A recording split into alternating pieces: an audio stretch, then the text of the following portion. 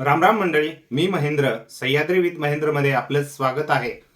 मित्रांनो, आपण मागच्या व्हिडिओमध्ये जी शासनाने कर्जमाफी केली शेतकऱ्यांसाठी त्यावरती आपण प्रकाश टाकला होता.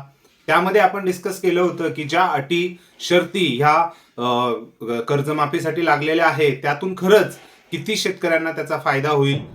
ज्यावेळेस इंडस्ट्री असू द्या त्यामध्ये लाखो करोड रुपयांचे कर्ज हे सरकार त्यांना वेवॉप करतं, त्यांना कन्सेशन देतं आणि त्यांची कर्जमाफी करतं. त्यावेळेस जे एवढे निकट लावल्या जाती नाही, अटी लावल्या जात नाही. परंतु शेतकऱ्याची कर्ज माफी करताना ह्या अटी का लावण्यात आल्या, सरसकट अटी का करण्यात नाही आला, हे आपण त्या व्हिडिओमध्ये डिस्कस केलं होतं. त्याच अनुषंगाने आमदार रोहित पवार, जे शरदचंद्र पवार यांचे नातू आहे आणि म्हणजे मला म्हणायला खरंच स्पष्टपणे मी बोलतो की सध्या महायुतीच्या विरोधात विरोधी पक्षांमधला असलेला कुणी नेता किंवा कुणी जर आवाज उठवत असेल तर ते सध्या रोहित पवार हेच आहे. कारण सध्या म्हणजे ऑपोजिट मध्ये जे विरोधक आहेत ते सगळेच झोपलेले आहेत, गाढ झोपेत आहे. काही जणांना हे थोडंसं अतिशयोक्ती वाटेल, परंतु तुम्ही बघा, जेव्हापासून शिंदे महायुतीमध्ये गेले, अजित पवार महायुतीमध्ये गेले होते, तेव्हापासून विरोधकांकडे कुणीही असा नेता नाहीये जो गळातळाला जाऊन त्या प्रश्नांसाठी भांडेल. शेतकऱ्यांच्या प्रश्नासाठी आमदार रोहित पवार हे भांडतायत. त्यांनी आता पंढरपूर येथे, सोलापूर येथे अन्नत्याग आंदोलन चालू केलेलं आहे. आज त्याचा दुसरा दिवस आहे. आपण या सर्व विषयांबद्दल बोलणार आहोत, विरोधकांबद्दलही बोलणार आहोत. कारण महाराष्ट्राच्या लोकशाहीमध्ये आपण शेवटी काही जण मतं महायुतीला टाकतात, काही जण महाविकास आघाडीला टाकतात, परंतु महाविकास आघाडीलाही काही जणांनी भरोसा दाखवलेला आहे.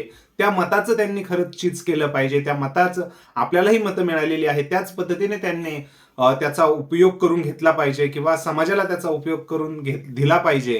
कारण आमदार रोहित पवार यांच्याशिवाय कुणीही मला महाविकास आघाडीचा असा नेता दिसत नाही की जो प्रश्नांसाठी, शेतकऱ्यांच्या उत्तरांसाठी ग्राउंड फील्डवर उतरलेला आहे. बाकी सगळे आपल्या आपल्या दुनियेत हरवलेले आहे. फक्त निवडणूक जवळ आली की तेवढी भाषणबाजी करायची, असंच मला काहीतरी विरोधी पक्षांमध्ये दिसतंय. मित्रांनो, हा व्हिडिओ शेवटपर्यंत नक्की बघा. अजूनही आपल्या चॅनलला सबस्क्राईब केलं नसेल तर नक्की सबस्क्राईब करा. आता आपण विषय घेतोय रोहित पवार यांच्या अन्नत्याग आंदोलनाबद्दल. आज दुसरा दिवस आहे. त्यांनी प्रखरपणे मागणी केलेली आहे की शेतकरी, जे 55 लाख शेतकरी आहेत कर्जदार, त्यांना सरसकट तुम्ही कर्जमाफी द्या.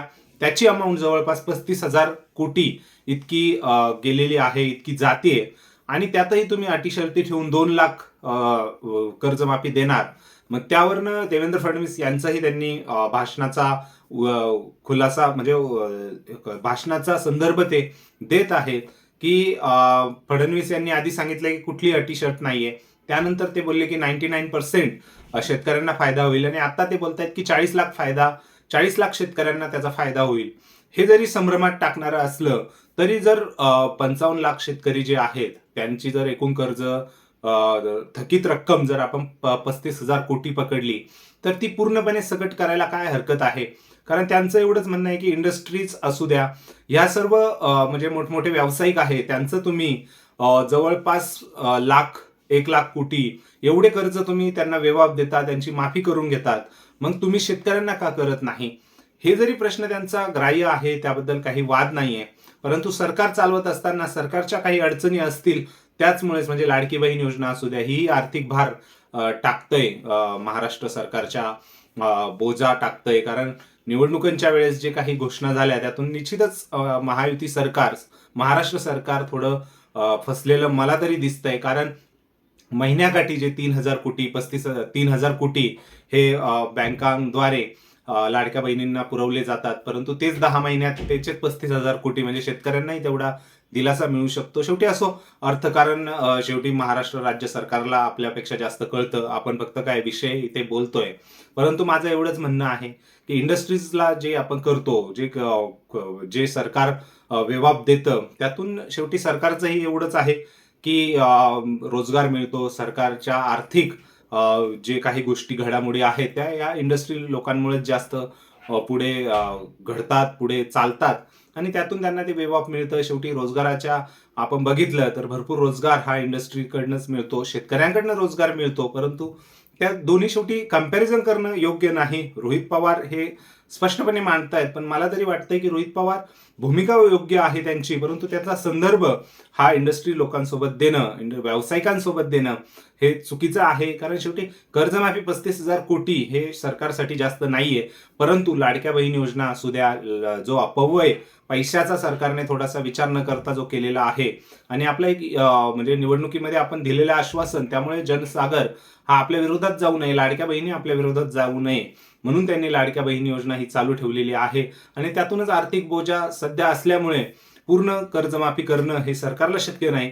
परंतु इथेही आता तोच प्रश्न येतो की त्यांनी कर्जमाफीचं आश्वासन हे बच्चू कडू यांना दिलं होतं त्यांच्या आंदोलनाच्या वेळेस. 30 जून पर्यंत आम्ही कर्जमाफी करू असं सरकारने ठणकावून सांगितलं होतं, आणि त्याच शब्द पाळण्यासाठी सरकारने अटी शर्ती ठेवून शेवटी कर्जमाफी घोषित केली.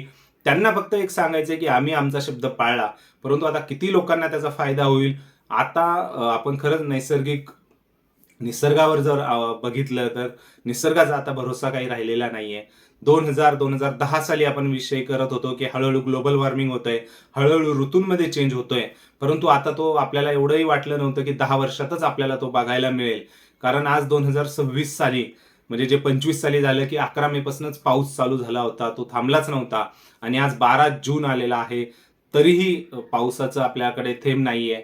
थेंब म्हणण्यापेक्षा फक्त येतोय काहीतरी अनैसर्गिक, जो आपण म्हणतो वाळवाचा पाऊस, तसा पाऊस पडतोय, आणि त्याचं किती रूपांतर हे शेतीच्या फायद्यासाठी राहील सांगता येत नाही. पिकं निश्चितच यावर्षी IMDFनेही सांगितलेलं आहे की यावेळेस पाऊस हा सरासरीपेक्षा कमी पडणार आहे. सरासरी म्हणजे फक्त जीवनमानासाठी लागणारं, आणि त्यातूनही 90% जर पाऊस पडणार आहे, तर निश्चितच ह्या वर्षीचा उन्हाळा असू द्या किंवा हे वर्ष शेतकऱ्यांसाठी निश्चितच कठीण आहे, आणि याचा विचार सरकारने नक्कीच करायला हवा. शेवटी इंडस्ट्रीज, मी जे म्हटलो की इंडस्ट्रीज रोजगार देत आहे, परंतु जेवायला हे आपला शेतकरीच देतोय. शेतकऱ्याने जर नाही पिकवलं तर तुम्हाला कसं मिळणार, आम्हाला कसं मिळणार. आणि उद्या म्हणजे खाण्याअभावी आता शेतकरी कमी पिकवतोय किंवा शेती लोक कमी करतायत, हे नुकसान होतंय. त्यामुळे निश्चितच मार्केटमध्ये जे शेती अन्नधान्य आहे ते कमीच आहे, आणि त्यातूनच हे भेसळीचे प्रकार वाढलेले आहेत. नॉनव्हेज खाण्याचे प्रमाण जास्त वाढलेले आहे. शेवटी माणसाला भूक मिटवण्यासाठी काय करतील भरोसा नाहीये. व्हेजमध्ये आता फक्त पनीरच एक असं राहिलेलं आहे हॉटेलमध्ये, सो त्याच्यामध्ये भेसळ आहे. सो निश्चितच सरकारने याच्याकडे गांभीर्याने बघण्याची गरज आहे. रोहित पवार यांचा हा स्टँड मला तरी योग्य वाटतोय, कारण शेवटी विरोधकांमध्ये कुणीतरी आहे जो सरकारला जाब विचारतोय, आणि जाब विचारण्यामध्ये तो जे घेतोय, जे प्रयत्न त्यांनी आता अन्नत्याग आंदोलनापासून चालू केलेला आहे, उपोषण त्यांनी चालू केलेलं आहे, निश्चितच सराहनीय आहे. रोहित पवार हेच विरोधी पक्षामध्ये ऍक्टिव्ह आहेत, आणि असेच उमेदवार आपल्याला, म्हणजे त्यांना मतदान ज्या कर्जत जामखेड या विधानसभेमधनं केलं असेल, निश्चितच त्यांना मी खरंच समजतो. जर रोहित पवार पडले असते तर आता विरोधकांमध्ये कोण होता जो आवाज उठू शकतो, मला तरी वाटत नाही. विरोधक फक्त आता सगळे झोपलेले आहे. त्यामुळेच सरकार काही निर्णय घेतलं तर त्याच्या विरोधात त्याला जाब विचारायला जनसामान्यांकडे कुणी नाहीये. आणि आता शेवटी शरदचंद्र पवार, अजित पवार यांचीच पुढं वारसा हा रोहित पवार हे चालवतायत, हे बघून खरंच छान वाटतंय. तुम्हाला काय वाटतंय ह्या गोष्टींबद्दल? रोहित पवार यांचा स्टँड आणि त्यांनी सरकारला जाब विचारण्यासाठी घेतलेलं अन्नत्याग आंदोलन, ह्याबद्दल तुम्हाला काय वाटतंय नक्की कमेंट सेक्शनमध्ये कमेंट करून व्यक्त करा. आपला शेतकरी राजा टिकवण्यासाठी सरकारने ज्या योजना चालू करतायत त्या खरंच शेतकऱ्याला वाचवतील का? तुम्ही ग्रामीण भागातनं आहात, नक्की कमेंट सेक्शनमध्ये कमेंट करून व्यक्त करा. आपल्या चॅनलला अजूनही सबस्क्राईब केलं नसेल तर सबस्क्राईब करा. भेटूया पुढच्या व्हिडिओमध्ये. तोपर्यंत जय महाराष्ट्र.